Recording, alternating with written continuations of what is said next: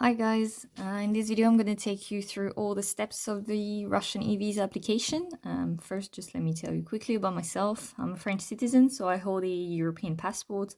I've traveled multiple times to Russia since 2015. I do not have any family there, and I speak pretty broken Russian basically. So now let's get straight to the point. I've linked the official e-visa application website in the description, so this is the one you see here. And this video is divided into chapters, so you can skip straight to the part you're interested in.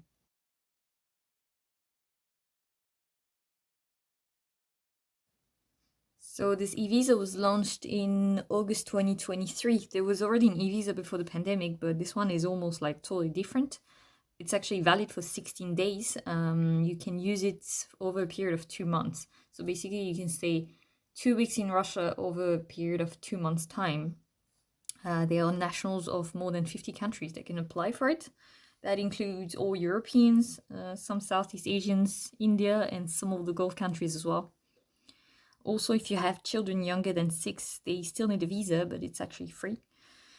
And one very important thing to know is that there are specific border crossing points from which you can enter and exit the country with this e-visa. So you cannot just cross any checkpoints you want, just like with a regular visa sticked in your passport. But I will talk about it more in details like later in this video.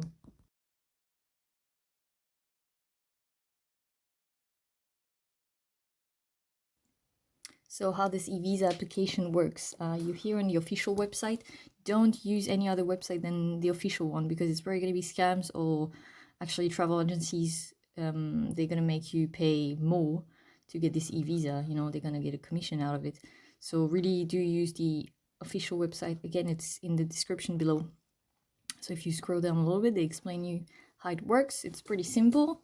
You just fill in an e-visa application form, then you're going to make the payment. You should get your e-visa in your mailbox within 4 days. You print out the notification, and that's it. Basically, you're good to go to Russia. If you scroll down a little bit more here, you see fill in the e-visa application form. You click here. And now you're on the page with all the terms and conditions. I'm not going to read them with you because that would take too much time, so you can do that later. But I just want to point out 2 important things. The number 14 here, it says that if you make mistakes in your e-visa application, you can actually come back. They should notify you by email. You can come back and fix all your errors, and it should be free. They should not charge you any extra fee, which is pretty good, but still it's better if you do make any mistakes at all in the first place. And also the number 19 here, it says foreign citizen required to have a medical insurance valid on the territory of the Russian Federation for the entire duration of their stay. Later in the application, you will see they ask if yes or no you have travel insurance, and you can totally say no. So it sounds like it's not mandatory, but here you see it is. Actually, for any regular visa they would have stick in your passport, you need to have a travel insurance to enter Russia as a foreigner. So right now, there are no Western insurance that cover for neither Russia or Belarus. So you can use the insurance from your MasterCard or your Visa bank card. I know it's not working in Russia at the moment, but they still cover for Russia. You can totally get the insurance for it. So I do recommend it to use for that e-visa. It's actually 90 days, so it's plenty enough to cover for this 16 days e-visa, basically. So you keep scrolling down, you will see here you need to agree to these 3 conditions, and then you click fill out a new application form. Here you will get to the page sign in. If you have signed in, of course, already, because I checked before. So you can just register as a new user. If you do that, it takes about 2 minutes. You should receive an email. You click on it, and you will actually get to your dashboard here. So you will click on this apply for new e-visa, and you will get an ID number of your e-visa application. So you can just screenshot it or write it down somewhere. It doesn't really matter. Click next.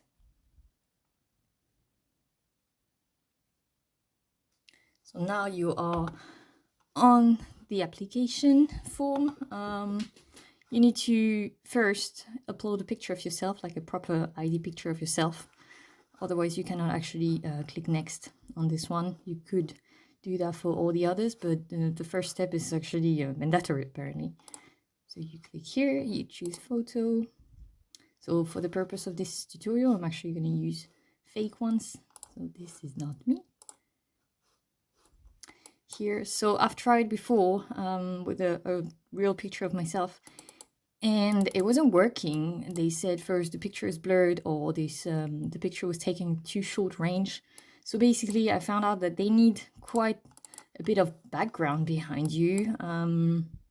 So maybe the ones we get, like, you know, the ID pictures that we usually get for like passports and visas, maybe I don't know, it's not gonna fit. So you should try maybe different ones. Then you try to fit it in here around the green circle thing. You click save. It is. Click next. Now you have to fill up your personal details. So nationality, I select France for me. Type of passport. So I didn't know, I wasn't aware that we had different types of passports actually. It depends on the nationality. Sometimes they are, sometimes they are not. So here, whenever you choose the type of passport, they actually show you how it should look like. So I actually found this picture online, so I'm going to use it. So again, this is on me. There. And same as for the ID picture, you have to fit it in. If it's not working, they're going to tell you that there are mistakes, like your details are not properly readable, blah blah blah. So basically, if you think that nothing is blurred, everything is very clear, you can see all the numbers, all the details, the names and everything, you would have an icon here saying skip. So if you believe this is totally readable, you can just click skip and that's it. Let's see if this works. And that works. So now, considering that it worked for the first time, actually they automatically filled in some of the fields already. If it happens, you make sure that this is correct in case it is not, because you never know. So then you add your passport number. You need to write down exactly as it is on your passport. So be careful, do not make any mistakes. So this is the date of issue of your passport. Again, whatever, I'm just gonna for the video. Date of expiry of your passport. So your passport needs to be valid actually 6 months after your exit of Russia. So if you want to apply for an e-visa for next week and your passport, sorry, expires in 3 months, it's not going to work. You can't do that. Issuing authority. So write it down exactly as it is here. I'm just going to write whatever. It was issued in Paris. Now there are 2 different fields for your surnames and your given names. So they are, you have to write them in a different forms if they are actually this first ones, this surname here and the given names here, you need to use only letters of the English alphabet. So if, like me, I'm French, my first name has an accent mark in one of the letters, so I cannot write it down here or there. I will have to write it down here. So you see, if you are from, I don't know, Spain or Scandinavia or something, and you have like different letters on your names, in here you write it down only with the English alphabet letters. So I'm going to do this here. My name is not Natasha, it's Noemi. So basically there is an accent mark in the E, but here I'm not going to write it down.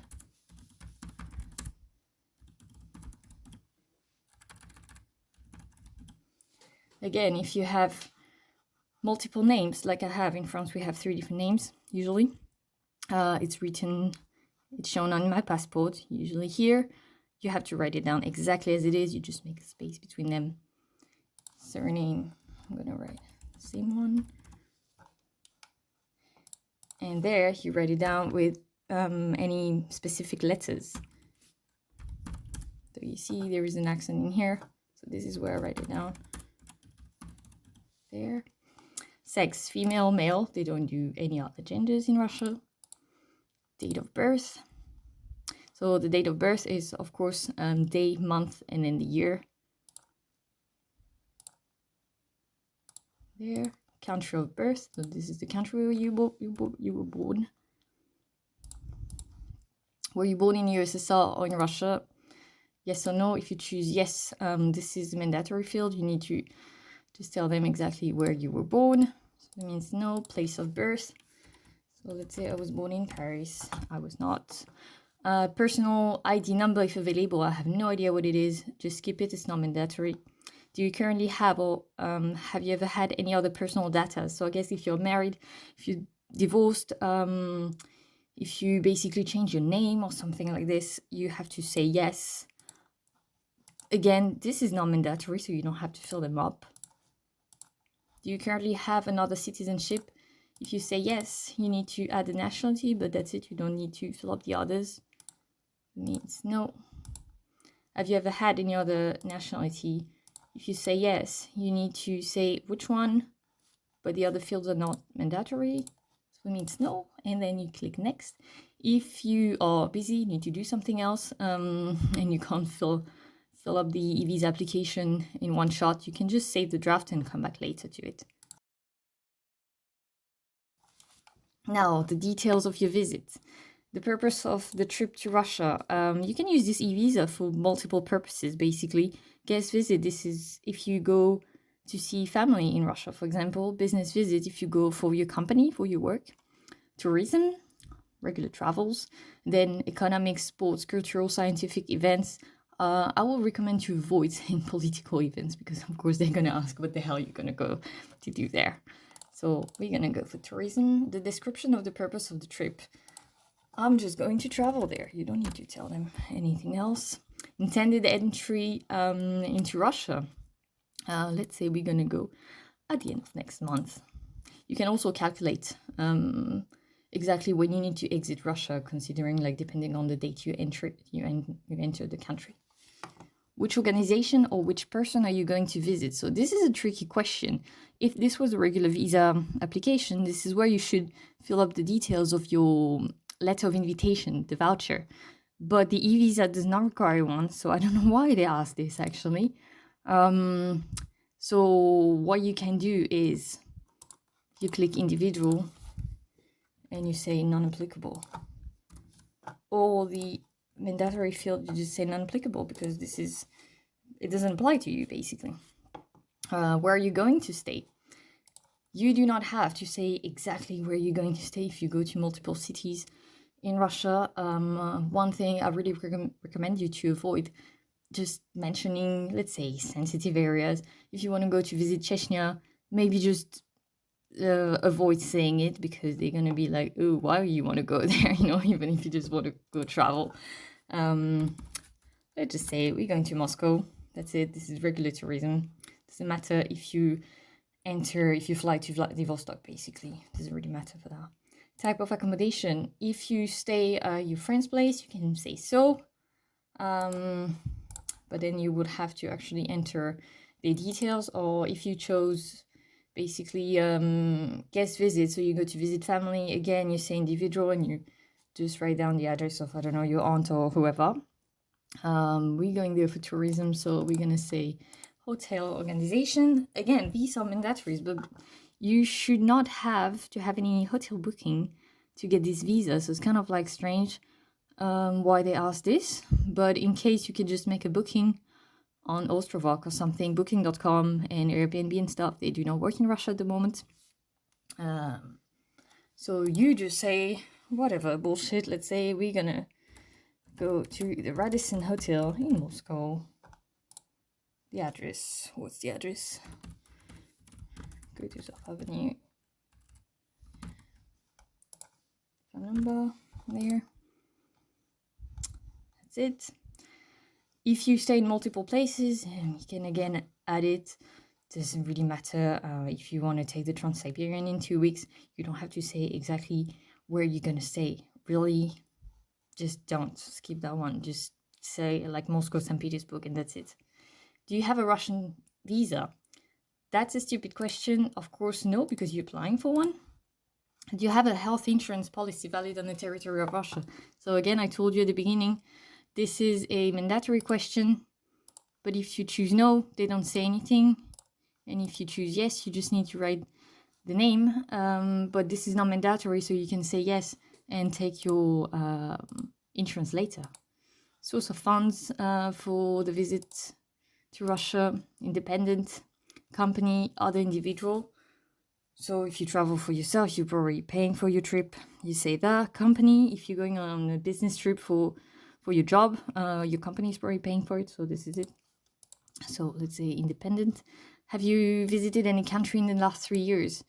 If you say yes, you need to add the country. You can say no. You don't need, if you're like a frequent traveler like me, you don't need to tell them exactly all the countries you've been to the past 3 years, because that would take a while. So you can just add a couple if you want, or just say no. The past 3 years, I do recommend you to avoid saying Ukraine. Basically, they might ask you some questions. So for us, it's going to be no.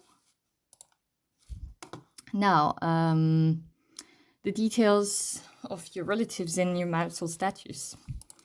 So if you're married, single means like you're not, it doesn't matter if you have a boyfriend, girlfriend, you're still single. About your parents. So this is a bit of an unusual question. You need to write your father's surname and your mother's surname, the place of birth and country. These are the only mandatory questions. You don't need to fill up the other ones. So this is very popular French last name, father's place of birth. There, my mom's surname.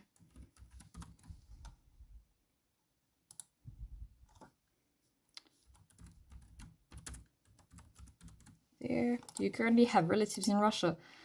So if you are going for guest visits, you can say yes, but then you will have to, of course, just fill up these mandatory fields. So for me, it's going to be no. Now, contacts and employment. Do you currently have an actual place of residence? So you say yes, and you write down your postal address here.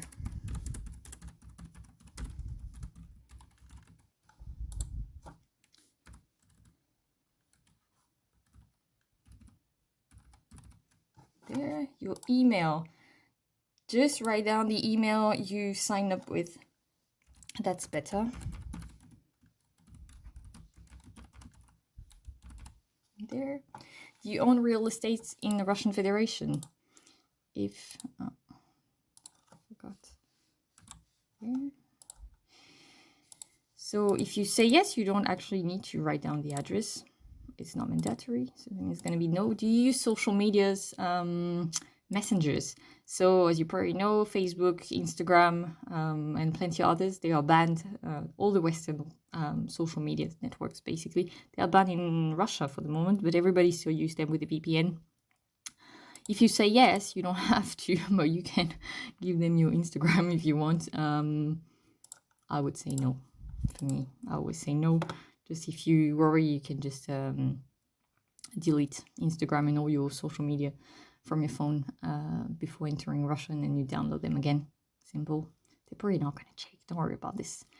Do you work and study in the present time? If you say yes, you need to just give them the details.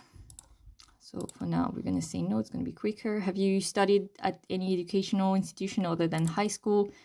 If you say yes, you do not need to give them details. It's not mandatory. Now, additional information. So this is, it might be strange for some of you. So let's see. Do you intend to represent interests or act on behalf of non-commercial, international, or governmental organization, or participate in activities during your stay in Russia? If you say yes, you can say what it is. If you say government, well, you're probably going to get in troubles. They're going to ask you some more details, probably. So no, we're just going for tourism. Have you received special training, or do you have any special knowledge and skills in the use of weapons, explosive, nuclear, biological, or chemical substances? If you say yes, maybe they're gonna give you a job, I don't know. Better say no. Have you completed military service? So if it's mandatory in your country, you can just say yes. Which country? So this is mandatory, you say which one. Otherwise, you just say no. Don't worry, they should not enlist you into the Russian army, hopefully. Have you ever been involved in an armed conflict or participant victims of hostilities? If you say yes, they ask you which country. Again, better say no. Have you been prosecuted for any crimes? If you say yes, you need to say the country, or else it's going to be no. Do you intend to carry out illegal activities on the territory of Russia? If you say yes, you're probably not going to have your visa. So you say no. Do you intend to participate in political activities, its organization of financing on the territory of Russia? If you say yes, they don't ask any details, but probably it's not wise to say yes if you want the visa. So no. Additional informations. You've said enough. This is not mandatory. Forget about it. Click next. Now, this is the summary of your visa application. So you can edit all the information you said, so make sure everything is correct. There's no errors. So you can double check everything, all your answers. And now you need to agree to all these conditions. And then you click pay.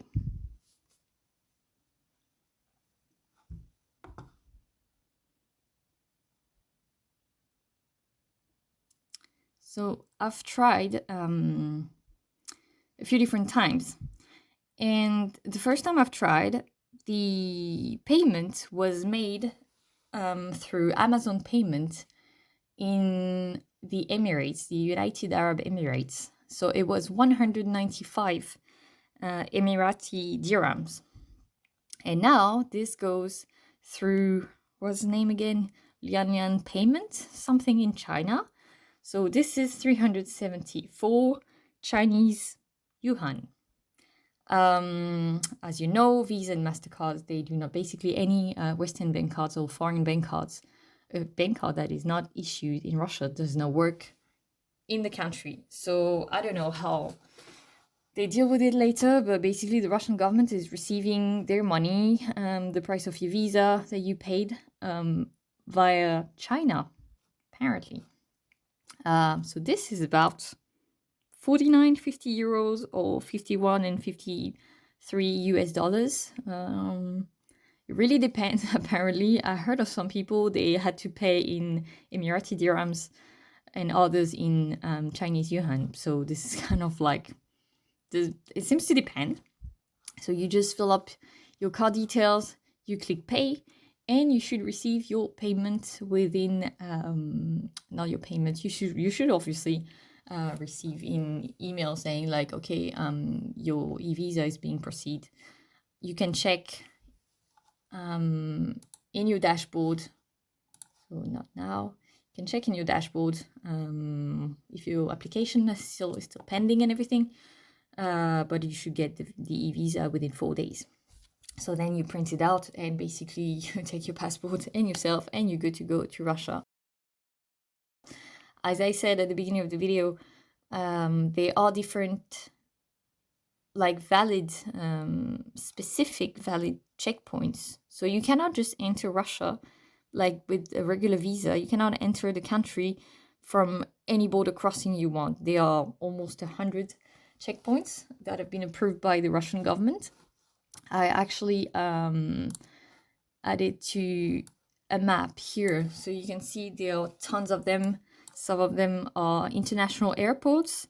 Some of them you can go there by bus or by car, any vehicle basically. There's only one made for pedestrians, which is the Nova Ivangorod, so the one with Europe. So if you want to cross on foot, you totally can. But there are buses actually traveling there, plenty of them, like from Estonia, Latvia, Lithuania, even Finland. but Finland goes from the north. So you can see there are tons of them. They probably gonna add some more later on, but for now this is it. You can also go by boat, and there are also a few river crossings between China and Russia here. And you can even go all the way to Chukotka here. So there are plenty of options, which I think is very convenient. So you need to really like you can see all the valid entry and exit point. Of course, you can enter from one border crossing and exit from another one, as long as it's on this list here. Otherwise, you cannot. Even if you try to exit from a checkpoint that has not been agreed by the Russian government, you will not be able to get out of the country because they do not have the equipment at the border, basically. Only one thing, they do not have any with Kazakhstan, which I think is not that convenient for somebody who likes to travel overland, because Kazakh people, they do not need any visa to enter Russia, and Russian people do not need any visa to enter Kazakhstan. So I guess they just said, okay, pointless, we're not gonna add any, nobody's traveling there. There are some people actually that would be convenient to have one in here, somewhere here, you know, along the border, like next to Astana. But that's it basically. So I hope this video has been helpful. Let me know in the comments if you got your visa, and especially where are you from.